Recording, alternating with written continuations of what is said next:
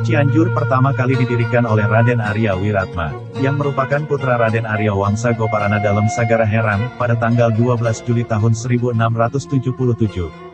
Pada pertengahan abad ke-17 terjadi perpindahan rakyat dari Talaga, ke Sagara Herang yang dipimpin oleh Arya Wangsa Goparana. Konon, di suatu daerah di Jawa Barat, sekitar daerah Cianjur, hiduplah seorang lelaki yang kaya raya. Kekayaannya meliputi seluruh sawah dan ladang yang ada di desanya.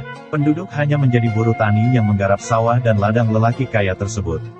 Sayang seribu sayang, dengan kekayaannya, lelaki tersebut menjadi orang yang sangat susah menolong, dan tidak mau memberi barang sedikit pun, sehingga warga sekelilingnya memanggilnya dengan sebutan Pak Kikir. Sedemikian pelit, bahil, buntut kasiran, kikirnya. Bahkan terhadap anak lelakinya sekalipun.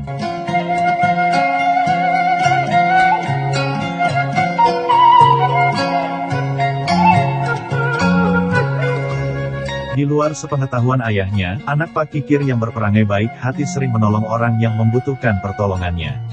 Salah satu kebiasaan di daerah tersebut adalah mengadakan pesta syukuran, dengan harapan bahwa panen di musim berikutnya akan menjadi lebih baik dari panen sebelumnya. Karena ketakutan semata, Pak Kikir mengadakan pesta dengan mengundang para tetangganya. Tetangga Pak Kikir yang diundang berharap akan mendapat jamuan makan dan minum yang menyenangkan. Akan tetapi mereka hanya bisa mengelus dada manakala jamuan yang disediakan Pak Kikir hanya ala kadarnya saja, dengan jumlah yang tidak mencukupi sehingga banyak undangan yang tidak dapat menikmati jamuan.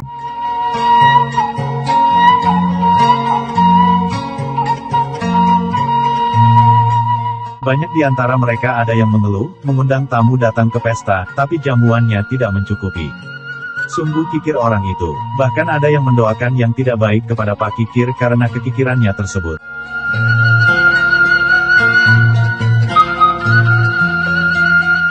Di tengah-tengah pesta, datanglah seorang nenek tua renta, yang langsung meminta sedekah kepada Pak Kikir.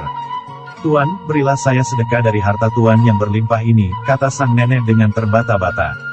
Bukannya memberi, Pak Kikir malah menghardik nenek tersebut dengan ucapan yang menyakitkan hati, bahkan mengusirnya. Dengan menahan sakit hati yang sangat mendalam, nenek tersebut akhirnya meninggalkan tempat pesta yang diadakan Pak Kikir. Sementara itu, karena tidak tega menyaksikan kelakuan ayahnya, anak Pak Kikir mengambil makanan dan membungkusnya.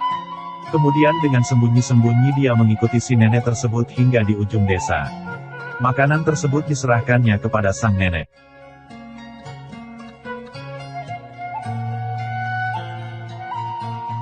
Mendapatkan makanan yang sedemikian diharapkannya, sang nenek pun memakannya dengan lahap. Selesai makan, dia mengucapkan terima kasih, dan mendoakan anak Pak Kikir ini, agar menjadi orang yang hidup dengan kemuliaan. Kemudian dia melanjutkan perjalanannya hingga tibalah di salah satu bukit yang dekat dengan desa tersebut.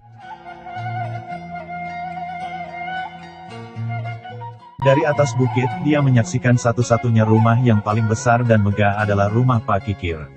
Mengingat apa yang dialaminya sebelumnya, maka kemarahan sang nenek kembali muncul. Sekali lagi dia mengucapkan doa agar Pak Kikir yang serakah dan kikir itu mendapat balasan yang setimpal. Kemudian dia menancapkan tongkat yang sejak tadi dibawanya, ke tanah tempat dia berdiri, kemudian dicabutnya lagi tongkat tersebut. Aneh bin ajaib, dari tempat ditancapkannya tongkat tersebut kemudian keluarlah air yang semakin lama semakin besar dan banyak, dan mengalir tepat ke arah desa Pak Kikir. Menyaksikan datangnya air yang seperti air bah, beberapa warga desa yang kebetulan berada dekat dengan bukit pun berteriak saling bersahutan mengingatkan warga desa, "Banjir, banjir, banjir."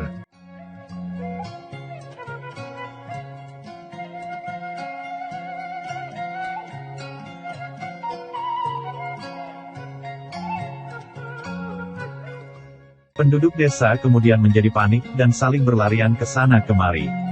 Ada yang segera mengambil harta yang dimilikinya, ada yang segera mencari dan mengajak sanak keluarganya untuk mengamankan diri. Melihat kepanikan tersebut, anak Pak Kikir segera menganjurkan para penduduk untuk segera meninggalkan rumah mereka. "Cepat tinggalkan desa ini, larilah ke atas bukit yang aman," katanya memerintahkan. Dia menyuruh warga untuk meninggalkan segala harta sawah dan ternak mereka untuk lebih mengutamakan keselamatan jiwa masing-masing.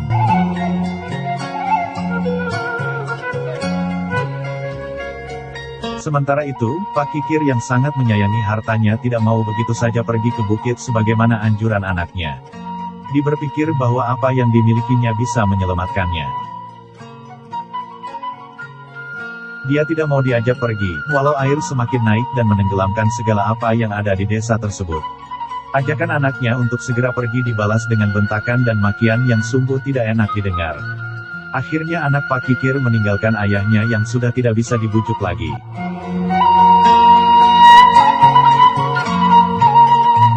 Warga yang selamat sungguh bersedih melihat desanya yang hilang bak ditelan air banjir. Tetapi mereka bersyukur karena masih selamat. Kemudian bersama-sama mereka mencari tempat tinggal baru yang aman. Atas jasa-jasanya, anak Pak Kikir pun diangkat menjadi pemimpin mereka yang baru. Dengan dipimpin pemimpin barunya, warga bersepakat untuk membagi tanah di daerah baru tersebut untuk digarap masing-masing. Anak Pak Kikir pun mengajarkan mereka menanam padi dan bagaimana caranya menggarap sawah yang kemudian dijadikan sawah tersebut. Warga selalu menuruti anjuran pemimpin mereka, sehingga daerah ini kemudian dinamakan Desa Anjuran.